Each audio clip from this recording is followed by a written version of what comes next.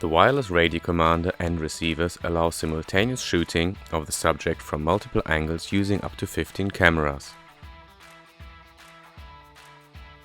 To perform remote release shooting, connect the receivers and the camera using a dedicated cable. As the next step, select release on the commander. As in wireless flash mode, the maximum distance is 30 meters. The shooting mode and drive mode of all cameras work independently of each other and must be set for each camera separately.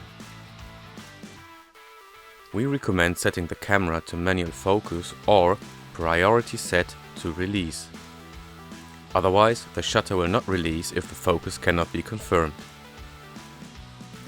Set the flash mode of the camera to which the commander is attached to wireless. You can release the shutter by pressing either the shutter button on the camera or on the commander.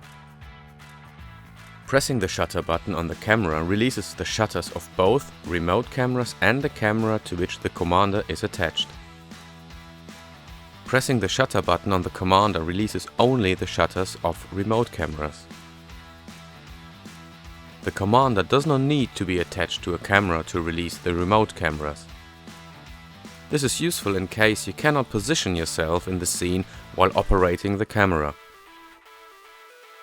To maintain maximum speed for continuous shooting, we recommend using the shutter button on the commander. It is also possible to use flash units in remote release mode. Just attach the flash unit to the camera's multi-interface shoe while attaching the receiver to the tripod or accessory bracket. The high-speed synchronization function for action shots is also available with this setup.